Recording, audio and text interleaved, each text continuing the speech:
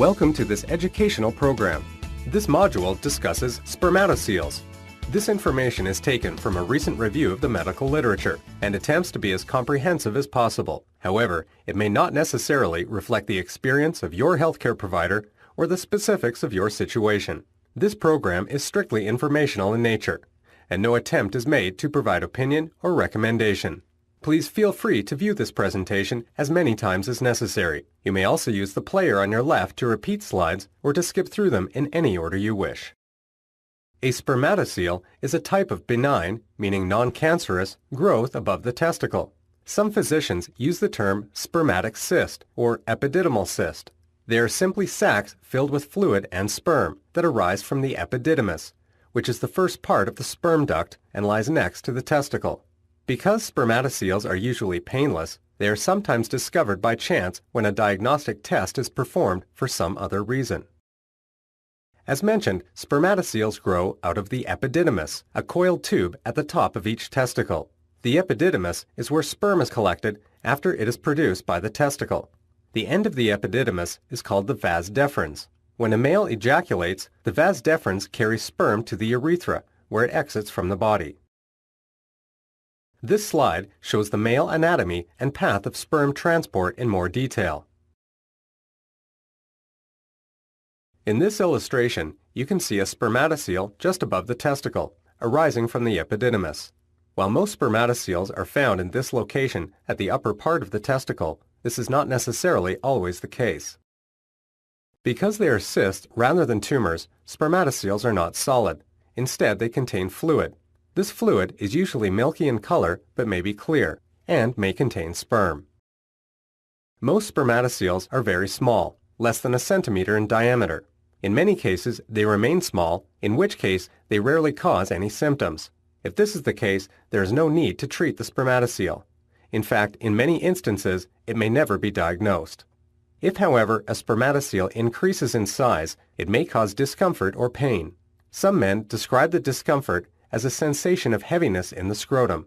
In this case, you and your urologist can consider the treatment options. The precise reason why spermatoceles develop is not known, nor do researchers understand why some spermatoceles grow while others do not. There are three main theories. A spermatocele may start to form when one of the tubes that transports sperm from the testicles into the epididymis becomes blocked. This would account for the accumulation of dead sperm in a spermatocele. The second theory is trauma. One of the testicles or the epididymis is somehow damaged. The third theory is that inflammation is the cause. It is not known exactly how many men have a spermatocele. This is because they are so often undiagnosed. Some researchers estimate that up to 1 in 3 men may have an asymptomatic spermatocele, meaning that the cyst causes no symptoms. While the exact cause is unknown, research does show that the likelihood of developing a spermatocele increases with age. Most spermatoceles that are diagnosed are found in men between the ages of 40 and 60. No particular race appears to influence the risk of developing a spermatocele. Some research has shown that men whose mothers took estrogen during pregnancy may have a higher than normal risk of developing a spermatocele later in life. Most of the time, small spermatoceles cause no symptoms. If, however, a spermatocele grows larger than about 3 centimeters, or just over an inch, in diameter, it may cause pain or discomfort. Some men have described the discomfort as a feeling of heaviness in the scrotum. Spermatoceles are often discovered by men who perform TSE, or testicular self-examination. Other times, a physician will find a spermatocele during a routine physical exam. In some cases, a diagnostic test is performed for an unrelated reason and the spermatocele shows up. If you are experiencing pain in the area of your scrotum or other urinary symptoms, it is more likely that an infection or other conditions rather than a spermatocele is the cause. In this case, your physician will take a urine sample or do other tests to determine if infection is present. If your doctor suspects that you have a spermatocele, a routine test called transillumination will be performed in the doctor's office. A special light is used to determine whether the mass is solid or filled with fluid. If the light shines through the tissue, a tumor, which is a solid mass, can be ruled out. If transillumination reveals a fluid-filled cyst, An ultrasound may be sometimes performed to confirm the diagnosis. High-frequency sound waves, which the body reflects, are used to create an image, in this case, an image of a spermatocele. It is rare for a spermatocele to cause complications. If, for example, there is blockage in one of the tubes that transports sperm in the epididymis, it is likely that the other open tubes will still function. For this reason, a spermatocele is very unlikely to affect a man's fertility or ability to have children.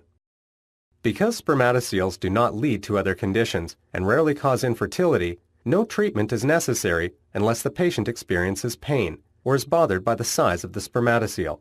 In these cases, there are three main options: medications to control the pain, surgery, or a procedure called aspiration and sclerotherapy. The next several slides describe these procedures. If a spermatocele causes pain or discomfort, pain medications like acetaminophen or Tylenol may be recommended. Alternative medications include painkillers that contain a strong anti-inflammatory ingredient, for example, ibuprofen, known as Advil or Motrin. If you and your urologist decide that the best option is to remove the spermatocele, a procedure called spermatocelectomy will be performed. This is a surgical procedure that can be done on an outpatient basis, meaning that the patient goes home on the day of surgery. Either a local anesthetic, where the skin and tissues are frozen or numbed with injection of medication, or a general anesthetic, where the patient goes to sleep, can be used. The procedure is relatively simple, usually taking no more than 30 minutes. As with all surgical procedures, there are possible risks. Like all scrotal surgery, there is a risk of bleeding into the scrotum, wound problems, and infection. There is also a chance that another cyst will develop later on, called a recurrence. Another risk is that the patient will become infertile, which means that he will no longer be able to father a child. This may occur if, during surgery, the epididymis is accidentally damaged. This would be very unusual, however, as long as the opposite side functions normally. Finally, a rare but important risk to understand is that during surgery there can be damage to the blood supply of the testicle, causing it to die and shrink in size. Prior to or on the day of surgery, routine blood and urine tests may be taken. In the operating room, the area of the scrotum where the incision is to be made will be shaved. Just prior to surgery, either a general, a spinal, or a local anesthetic will be administered. To remove the spermatocele, the surgeon will first make an incision or cut into the scrotum. In most cases, the testicle is removed from the scrotum for a short time. This enables the surgeon to see exactly where the spermatocele is attached to the epididymis. After it's removed, the testicle is replaced and the incision is closed. In this illustration, the testicle has been removed from the scrotum. You can see the top of the testicle where the spermatocele is attached to the epididymis. Once the spermatocele has been removed, the testicle will be replaced and the incision stitched up. Self-dissolving stitches are used. After surgery, patients are instructed to wear an athletic support filled with gauze for 48 hours. This protects the incision and provides pressure against it. The pressure promotes healing and decreases the risk of bleeding. In addition, ice packs may be applied to the area for 2 to 3 days to reduce swelling.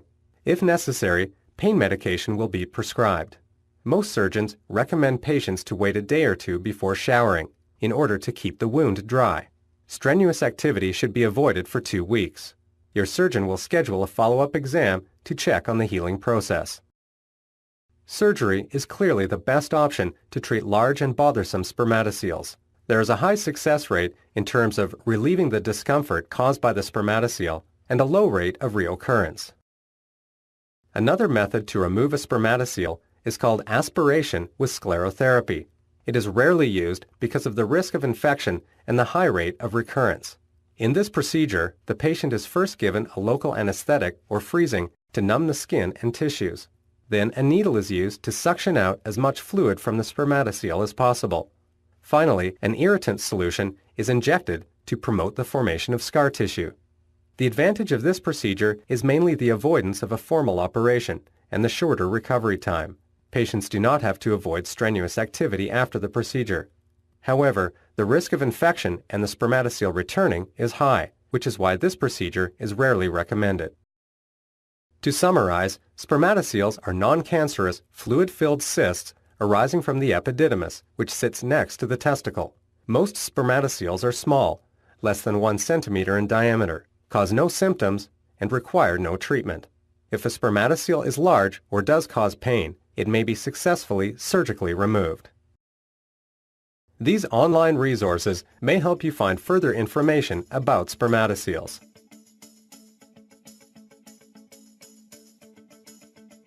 These modern references were used to assist in the preparation of this module and are available for your review on the internet or through your local medical library should you wish to do more reading on this subject.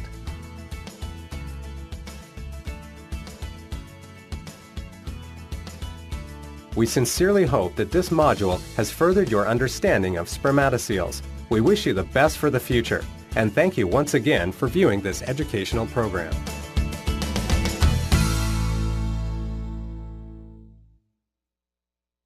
To repeat slides or to skip through them in any order you wish. A spermatocele is a type of benign, meaning non-cancerous, growth above the testicle. Some physicians use the term spermatic cyst or epididymal cyst. They are simply sacs filled with fluid and sperm that arise from the epididymis, which is the first comprehensive as possible. However, it may not necessarily reflect the experience of your healthcare provider or the specifics of your situation. This program is strictly informational in nature, and no attempt is made to provide opinion or recommendation. Please feel free to view this presentation as many times as necessary. You may also use the player on your left collected after it is produced by the testicle. The end of the epididymis is called the vas deferens. When a male ejaculates, the vas deferens carries sperm to the urethra, where it exits from the body. This slide shows the male anatomy and path of sperm transport in more detail. First part of the sperm duct and lies next to the testicle. Because spermatoceles are usually painless, they are sometimes discovered by chance when a diagnostic test is performed for some other reason. As mentioned, spermatoceles grow out of the epididymis, a coiled tube at the top of each testicle. The epididymis is where sperm